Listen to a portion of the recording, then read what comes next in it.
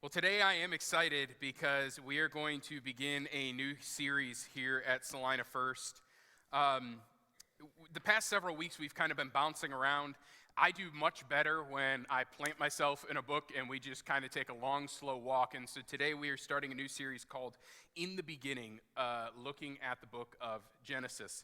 Now, I can't say that we'll preach everything verse by verse because Genesis does have some chronologies that I'm not going to spend 20 minutes reading, who begot who and who became whose heir. And there'll be also times where we probably summarize some larger stories that take 3 or 4 chapters we might do in 2 weeks rather than 3 or 4 weeks. But we'll just kind of look at that. But what I can say is that we're going to be looking at Genesis from start to beginning. And we're going to take our time walking through this book. And for those of you who aren't familiar with the Bible, you're in luck because the book of Genesis is very easy to find.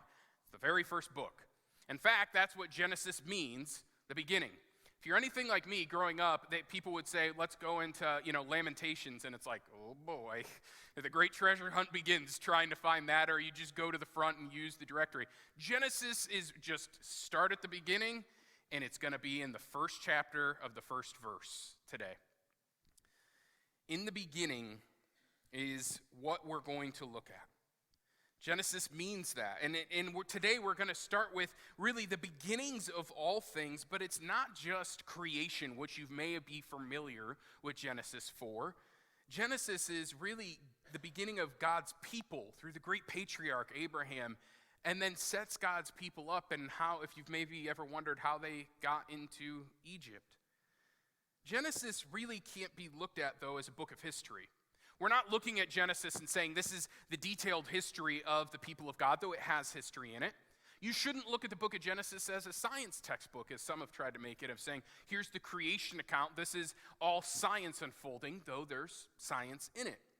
What is the book of Genesis? Well, I would argue that the book of Genesis is a book of theology. That Moses, our author, he wanted to unfold the story of God, his covenants, and in the pursuit of his people. And it's important we remember this theme that Moses was trying to put out there and keep it the main thrust. Knowing the theme of the book that you read is really important because I've used this analogy before, but it works. If I write a love letter to my wife, it should be read as a loving note from a husband to their wife.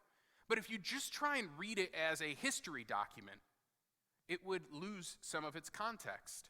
You got to understand why it was written and how it was written. And if you understand that it was written as a love note, that informs how you're doing it. So while Moses has science in this book, Moses has a lot of history in this book, Moses' theme is really talking about the greatness of God. He's unfolding his covenants, how he interacts with the great patriarch Abraham, and how then Abraham's family becomes the people of God, and what that then means for God's people some many, many millennia later in us. As I said, most in this body would hold to Mosaic authorship of the book of Genesis, but it's not actually written anywhere in the book of Genesis.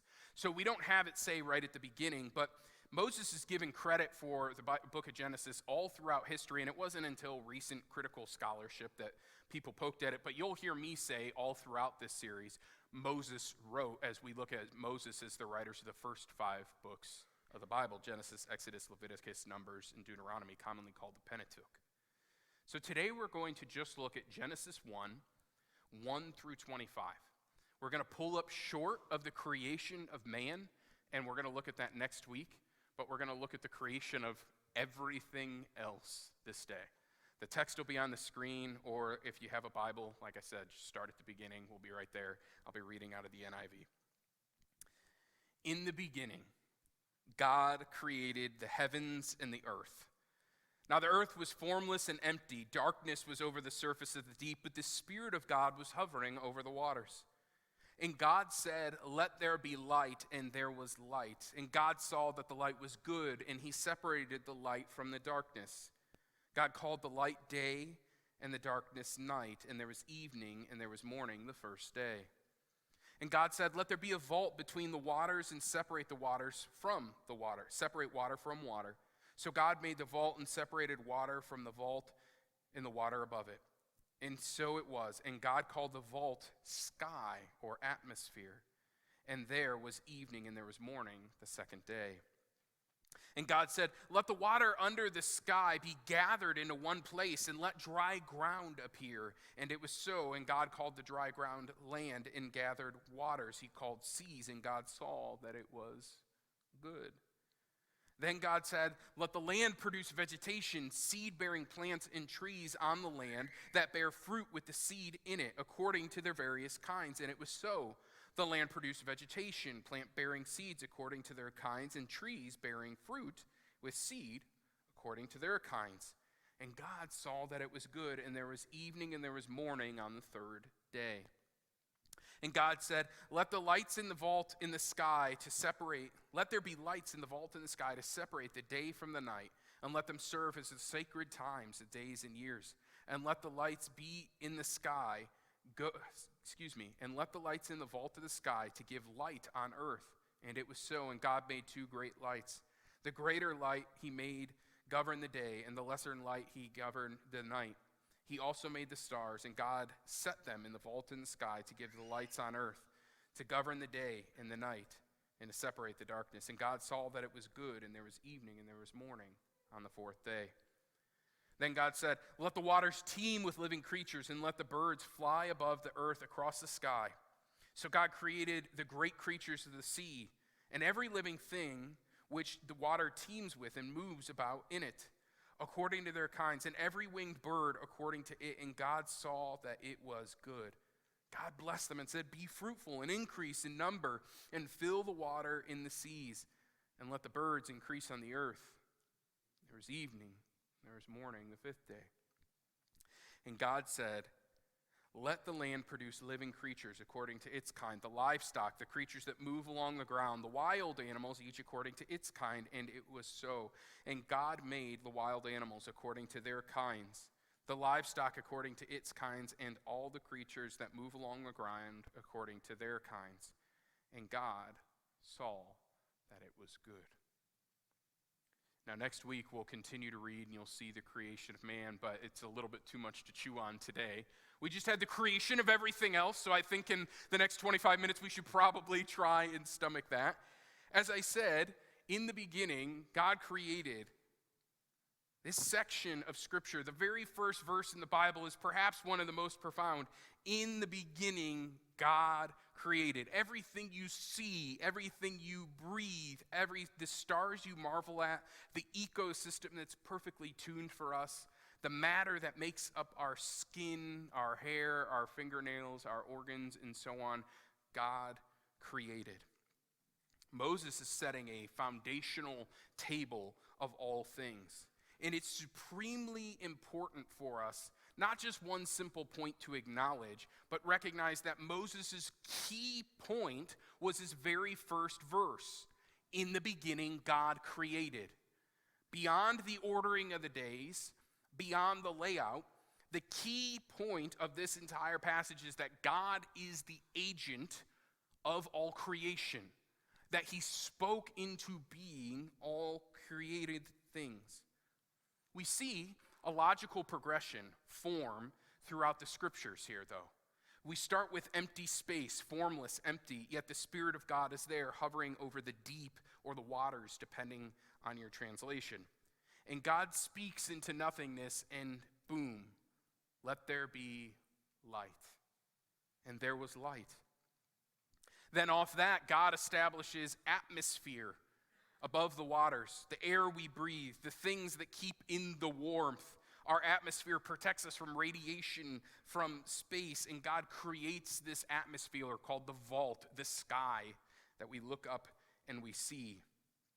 Now God on the third day goes and creates great land masses upon the earth. And again, it's something that we won't get into a ton in this, but if you asked any secular scientist, well, where does the land come from? They'd say, oh, it came up from the seas, from the earth. And how would Moses know these things? He was not a scientist, but for revelation from God. You see here that the ground comes up from the water. Now, we tend to think of the ground as massive parts of the earth, but in reality, you've got a 70% chance of being on water on this earth. Land only makes up about 30%, and a lot of it's ice. So you don't want to be in a lot of the percentage. There's like a usable 20%. A lot of it's water, and you see that in the creation account. The land comes up from the deep, and then it begins to produce plants and vegetation and seeds and seed-bearing fruits, and God talks to the ground or speaks over the ground and has it become fertile. The next day, the fourth day, it talks about God creating the sun and the moon, and this is very challenging for some people because they say, well, it already said, let there be light. And if you're looking at it of like, how did that work? There's pastors that will give you this, but I would point to Moses' key point in the culture in which he was writing. The sun was one of the great gods, false gods, that people worshipped in Moses' time. I believe Moses' key point in ordering it here, where he was ordering day from night and showing this, was actually Moses saying, yeah, on the fourth day God created order and there was sun and the moon, and even God created the sun and the moon, because people reading this in the culture would say, but the sun is over all things. The sun is God. Apollo is the God of the sun, and we must worship him. And Moses almost is like, yeah, that was, I think, day 4. That's what God put into order and separated it out there. There is a point that Moses is making far beyond, again, the days and orderings that I would argue, and you see it all throughout, because what is Moses trying to teach here? The supremacy of God as the agent and creator of all things. It says God is over even the sun and the moon, but he gives them day and night and order, and we see the 24-hour system. Finally, the Lord brings life to this earth, and fish of the sea, and birds of the air, and livestock, and wild animals. And the earth teems with activity, each multiplying according to its kind, and filling the new creation God has spoke into being. You may realize, like I said, I pulled up short of creation of us, and we'll get into that next week, but I just felt like we'd have a mouthful to chew on just in what we have today. And in reality, I wanted to pause today because today, if we don't get our point and really secure it as our foundation for all things, next week, the idea of God creating us won't be as profound. I want to have this conversation today. In the beginning, God created. He goes on to create all things, all order. God creates. So today, we have one point to this sermon. It's the thing I've said a million times now, but it's the thing I want to drive home because it must be a foundational piece of your life. God created. In the beginning, God created. God is the agent of creation. In fact, in John, we see later on that Jesus is actually the agent of all things, that without him nothing was created. But we're talking about the triune Godhead. We see the Father, the Spirit hovering over the deep. We know Jesus was the agent for creation. God created. And if I'm frank, this week I was writing this, and this is perhaps the biggest point. I was thinking, I'm like, well, typically I have multiple points in a sermon. How does one pastor be like, hey, in 25 minutes, we're going to just wrap up God created? I was thinking this week, and I'm like, I don't have sufficient holiness. I don't have sufficient wisdom to truly expand upon the idea of God creating all things. We'll give it our best effort to be able to bring this idea to you and put it in such a way that it becomes not just a piece of theology that floats around in your head, but rather a foundational pillar of your faith, to know God as creator. Because that is Moses' point here, to show off God of creation. And he outlines everything in creation, one, to give us some idea, but that's secondary. The first is to show that all things were created by God. Because if Moses didn't talk about the stars, someone might say, well, God didn't create the stars then. If it didn't talk about the land or the seeds, they might say, well, God might have created this, but he didn't create that. Moses' point far beyond anything that is that God was creator. And this idea of God creating is in some ways under assault. If you went 1,000 years ago and said, who do you believe created the world? No matter who you talk to, they would talk about God. whether aligned with the Christian faith or not, the idea that an intelligent designer created all things, but that is not the case anymore. There are even some who claim to be Christian, who question whether God really created all things.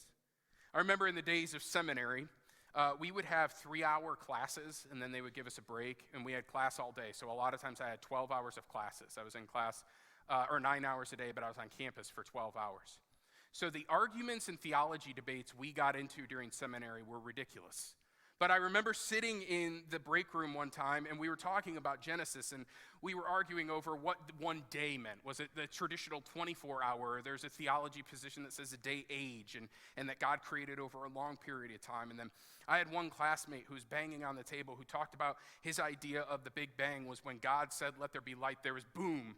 And he was adamant about that, and we really didn't understand how he got there, but these are the things you debate in between theology classes on a seminary campus.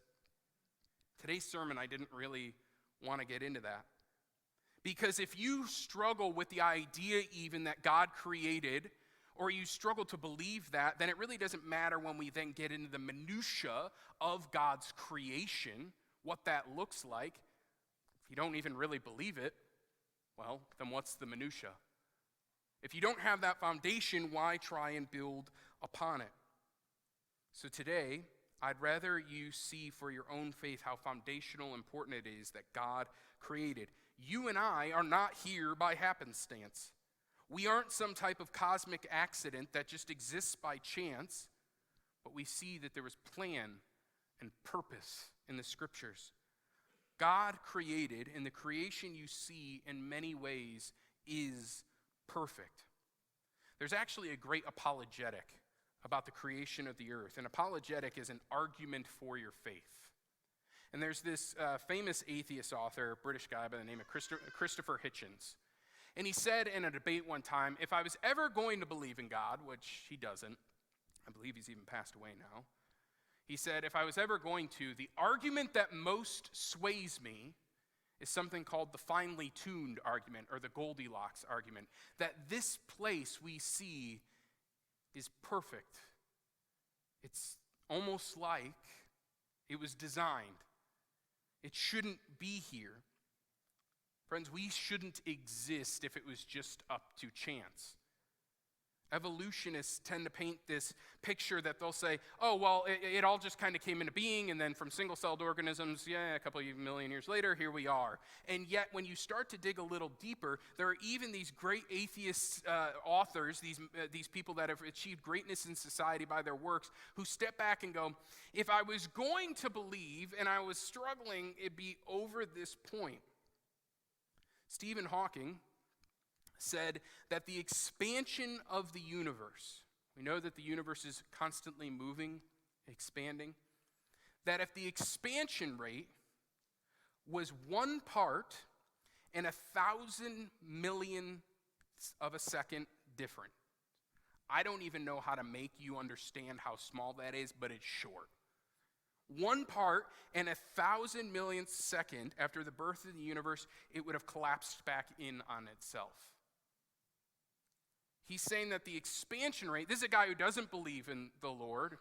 He's passed away, but didn't. He had figured out in his own mind that in this math, that the expansion rate of the universe somehow got exactly perfect within 1 part of 1,000 millionth of a second at the very beginning of all things, or it wouldn't have existed. Now, an evolutionist might try and say, well, it found its way there through trial and error. This is at the beginning of all things, he's arguing. So he's made the leap that even in the beginning of all things, it was perfect. I mean, truly the definition of perfect. Less than the razor's edge, less than by the hair of your chin. Perfect, or it wouldn't exist. The exact rate of expansion. The exact time. No room for error, yet it simply happened. You can't argue that it evolved. It just was. Gravitational force. Some of you guys know I'm a space nerd, so I was geeking out this week because God has designed an amazing universe. Gravitational force, 1G, what we all feel pulling on us on this earth, that's a constant. So if you go to Mars, we're like at like half a G there, so you'd like how you feel. If you go on the moon, you're like at a third of a G. But the gravity is a constant. It's why when we look at Neil Armstrong and Buzz Aldrin, they bounce around on the moon because there's less gravity on the moon because it's a smaller body. But it's a constant force. If you were in the middle of deep space away from all gravitational bodies that are pulling on you, you'd have no weight. You would just float. You'd be in 0 G. When you go down a roller coaster, you float up. Gravitational force is a constant, and it is perfect. If we altered gravitational force,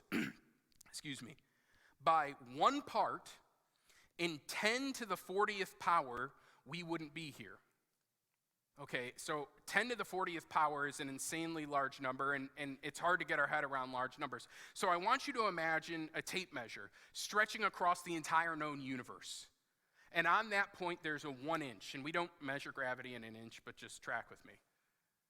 If we moved 1 inch to the right or to the left of gravitational force, we would not be here. Yeah, exactly. It's literally mind-boggling. I was like that all week. Like, whoa! I got some more for you. If the earth was a little closer to the sun, just a tiny bit closer to the sun, we wouldn't exist. We would burn up and die. If we were further away from the sun, we wouldn't exist. We would freeze to death. That's why there's no life on either side of us. If our axis of the earth, which is at 23.5 degrees, was just 2 or 3 degrees off, we wouldn't exist. There'd either be all the water would have come up and there'd be no frozen, it'd be too hot, and there'd be no land, which is bad for you and I, or it would all be frozen completely. If Jupiter wasn't where it was, we would have likely been hit by multiple asteroids by now. But Jupiter is something called a cosmic vacuum cleaner. There's a reason why there's an asteroid belt right there. Jupiter pulls them into an orbit. And if you look at Jupiter's face, which is the largest planet in our solar system, it is pockmarked all over by asteroids the size of Earth. If Jupiter wasn't in its place, we likely wouldn't exist. Some secular scientists postulate that we've evolved from a single cell, literally a single-celled organism, to what you and I look like today. But then we broke down, and actually coded our DNA. And we can see the lettering of our DNA. And if just one letter was different, we wouldn't be here. So some might argue, well, it evolved to get that way. You know how many times you would have to get it right through evolutionary cycles to somehow get to this? The odds are astronomical. I mean, truly astronomical.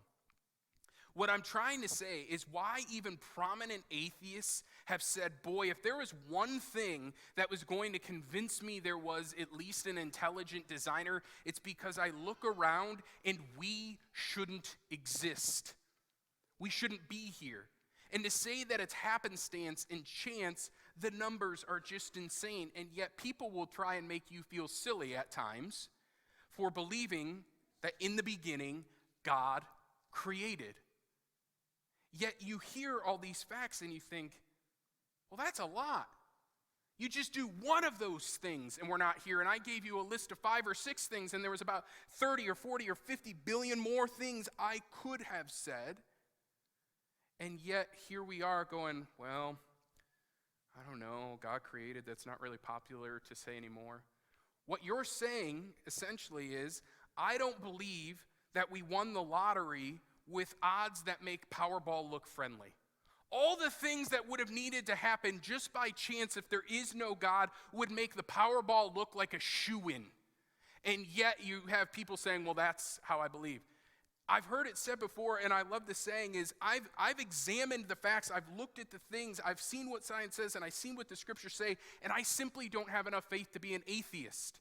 It's an easier road for me to get and say, it is perfect. Of course there was a designer. Of course I look at this solar system and this universe and I say, God designed this place. And my goal for you today is to simply stand back sometimes and be in awe.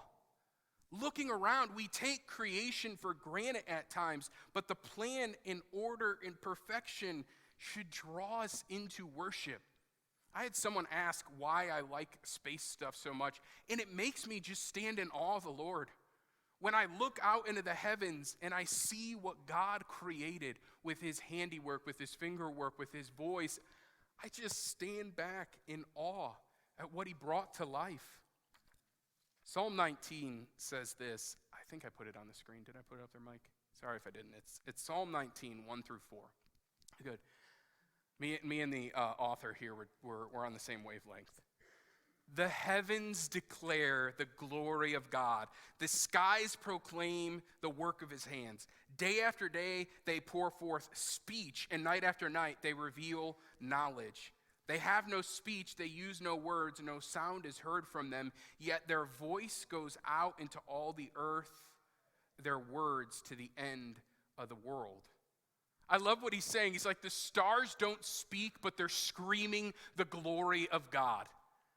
The nebula don't speak, but they are screaming the greatness of our Lord. They are yelling about his glory and honor, and it's why I feel so small preaching this day, because how could I convene on a grander scene than looking at the night sky? How could I convey something grander than you just looking up and seeing? How could I convey something grander than the air in your lungs? The song we close with today is going to try and wrap its arms around it, but there are a million different ways we could have gone with this sermon. But I felt so impressed upon that I wanted you to see God created, because it will fundamentally change the way you look at this earth. It'll fundamentally change the way you look at this universe. And in the midst of all of that, what it'll culminate to next week, it ought to fundamentally change the way you look at humans, because he calls all of this good. Days 1 through 6, he looks around and says, that was good. And next week at the creation of humans, he's going to say, that is very good, after he makes humans in his own image. This earth, this universe, in the midst of all of it, and all of creation, it's easy to feel small. It's easy to feel almost overwhelmed, yet keeping in mind in the middle of it, you were chosen to be loved by God, to be known by God. You, in the midst of the stars, the nebula, the great animals of earth, you were the one that God desired a relationship with. Little old you and me, known by God, who flung the stars into their being and into their orbits. In the beginning, God created, and now all of creation ought to stand in awe of what he created. As we look around, all creation preaches and points to God. Next week, as I said, we'll dive in more of what it means that we're created in God's image. But we can't ever let go of this idea as Christians that God created. And I hope today that as you come away from this place, you'll have a fuller appreciation that it's not just some step of faith that you're like, okay, well, I guess I'll believe in God. But as we look around, everything is pointing to this design. And Moses is trying to tell us he's over everything. You are not an accident. You are here by deliberate purpose and plan. You are not happenstance. You are not chance. You are a deliberate choice of a God who perfectly tuned this earth. Sometimes in the dark of the night, we wonder, does anyone care? Does God really see? And you see the grandeur of creation, and it can make you feel small, and it should in some respects. But then in the midst of that, the fact that Jesus chose you and I, it should blow your mind and lead you into worship. We should stand with all creation and turn our hearts and our voices and our souls over to the Lord. We'll be in Genesis for 30, 40, 50 weeks, Lord willing. It's going to be a long one. Just heads up, we're going to be like 2023 easy. We'll take a break for Christmas. That's all you're getting a break for. We cannot move past in the beginning God, because everything else flows from this idea. You must see him as creator and author of all things. And that is what we'll build the rest of this series upon. Let's pray as the worship team comes forward.